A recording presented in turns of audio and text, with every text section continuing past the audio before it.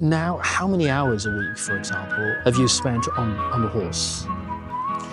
Oh, that's hard. It's hard to say. How do your colleagues react when they find out that you're a real-life Miss Rodeo? They think it's pretty cool. Yeah, do they treat you like a celebrity?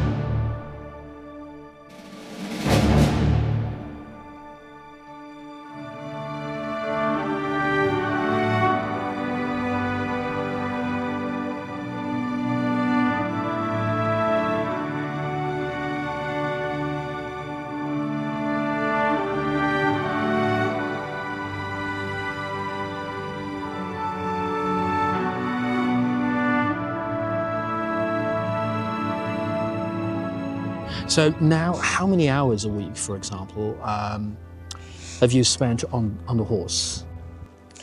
Oh, that's hard. Really? It's hard to say. Yeah.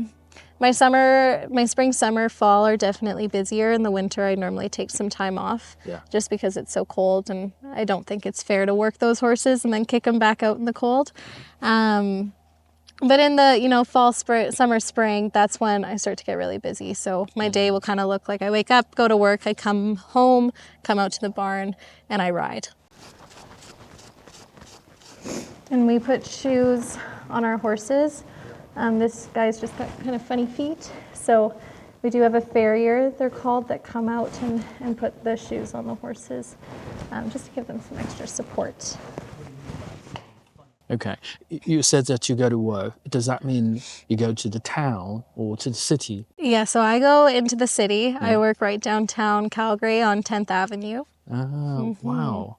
What a ride between the city and your barn here. Yes, It took me an hour, to get here. And I think, every day coming back and forth, it seems to be. So how do you switch between these two different lifestyles? I'm really fortunate with my job in the city because I don't necessarily have to switch. So I'm very fortunate to work for a job within the Western industry. And I'm able to bring my roots here to the city and to that job. Yeah. So that hour drive into Calgary is a lot. And I will say I do prefer the countryside a lot more than the city. Yeah. But I find it really special that I'm able to work in like this culture. So even though it's downtown in, the concrete streets, it's still honing in on this culture. Okay. And I think that's really unique. All right. Well, could you tell me, Kyla, what does a routine day look like to you, especially in the barn? So the horses are fed normally twice a day. Yeah. And we use a system called slow feeder nets, which you can see on the shelters there. Oh, yeah. That's the horses were designed to eat 24 hours a day, right? They were always designed to be munching. That's just how their gastrointestinal systems work. Oh. So by putting the hay in those slow feeder nets, they're able to kind of nibble throughout the day rather than eat all at once. So they're fed twice a day. Is the long story short of that. Twice a day. Twice a day. Yeah. And so wake up, they get fed, head to the city, work all day, come home, they get fed, we ride a little bit, and we go to bed. So you do all the work? Yes. By yourself? Yes, with my mom, Okay.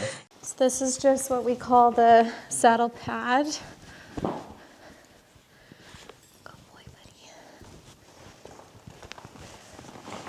These things weigh a ton, too. They're heavy.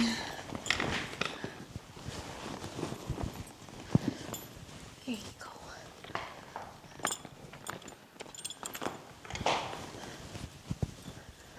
Well, I would like to tell our audience, our viewers, I don't know whether they can see me here, standing here, because I'm not sure about the angle, but Kyla is not a common cowgirl, and she is the Miss Rodeo of Airdrie Cochrane and Pinocchio Stampede.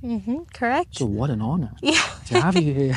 So, could you tell us a little bit about Miss Rodeo? Because people often mistake Miss Rodeo, for a sort of beauty pageant. Now I see it as a brutal test of an ultimate ambassador of the Western grit. So what drove you to chase the crown? So So I showed competitively for many, many years, and I wanted to try something different. And it just so happened that, growing up, I had seen these rodeo queens pretty much everywhere I went, right? You see them in parades, you see them at rodeos, you see them at community events. And so I grew up noticing these girls, and when I decided that I wanted to try something new, the Cochrane Lions Rodeo Queen application popped up on my Facebook. And so I clicked on it, and that month I decided to run. And it turns out that, that competition alone was a month. And it turns out that I won. And I loved it. It was a great year. And so I continued on with that journey to becoming Miss Rodeo Airdrie 2024, and then Miss Ponoka Stampede, which is ultimately where I'm finishing off 2025. And it is a beauty pageant in a sense. You've got your modeling, you have your the whole fashion appearance component. So in order to win like a crown, there's a lot of components. So you have like a written exam, which is on rodeo knowledge itself, on the town or city you represent, and on basic equine science knowledge as well. You have modeling, right? You have public speaking, impromptus, extemporaneous speeches. You've got horsemanship, which is a huge part of it, right? So you actually being able to ride a horse and complete these patterns, and because when you're out there, you're representing a rodeo association, and so you have to look your best. Okay. And on top of all of that, you have a personal interview, and that's when people really get to know you and kind of see if you would be a good fit for their rodeo organization. So my journey was incredible. It was a lot. It's really incredible. A lot of my life. Yeah. But it all started as the Cochrane Rodeo Queen, and I am fortunate to say that I made it all the way up to representing the largest Canadian professional rodeo. So the Ponoka Stampede is the largest Canadian sanctioned rodeo in Canada. Okay. And that year of my life was absolutely incredible. I had the privilege of traveling all across Alberta into BC and down into the States as well. Yeah. And, the pride you feel like representing an association like that is unlike any other. Like everywhere I went, people were like, oh, the Ponoka Stampede. Yeah. And it is truly incredible. Wow. So now you are on the top of the mountain, and do you have any future plan in this rodeo world? I mean, since you are the title holder now. So what is your future plan? My future plan is to still stay active in the rodeo community. I am getting back into showing horses, but I'm just on a different side of it now. So instead of being in all of my regalia, shining, I'm working with Alberta Boot as more of a sponsor. So I'm still getting to go to these rodeos and attend these rodeos, but just as a sponsor this time. Yeah. So since that you mentioned you're now with Alberta Boot, this is a footwear maker.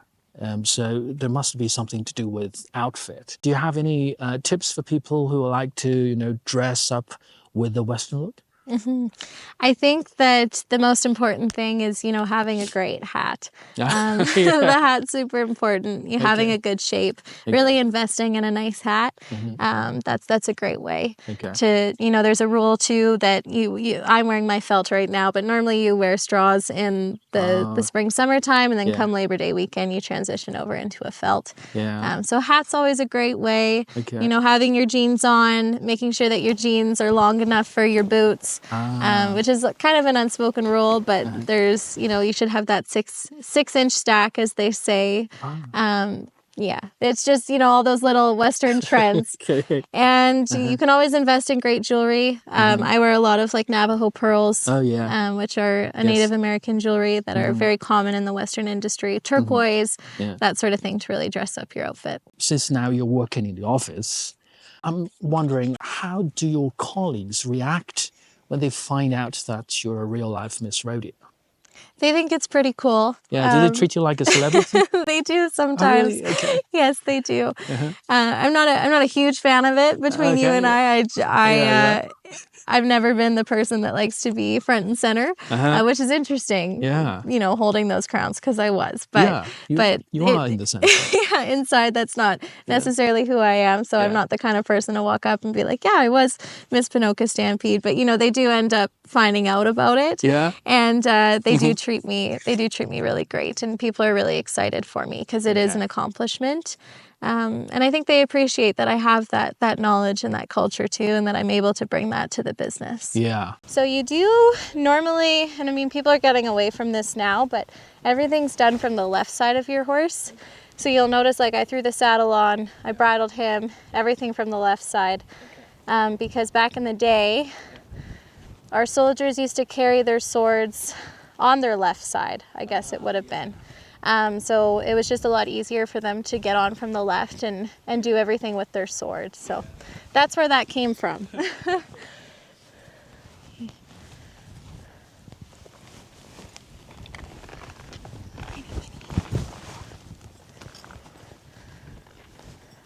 Let's suppose if you had to choose or pick up one, you know, one is your country life here with your horses, the other is your city life with your colleagues, and what would you choose?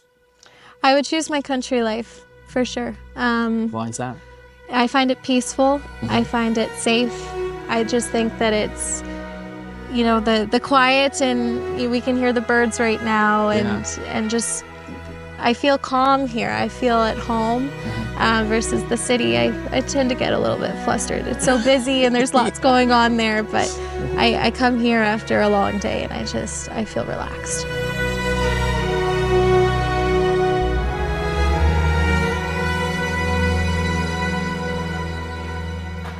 Yeah, blankets are like a very, it's dependent on the horse person, but we believe in blanketing our horses, so we'll protect his back. Yeah, well, from the cold. From the cold, weather. So this is one of my show horses, so he's gonna look a lot different from what you like see in the movies. He's gonna be a lot slower, he's a little bit, you know, more collected. He's not running around crazy like you see in the movies,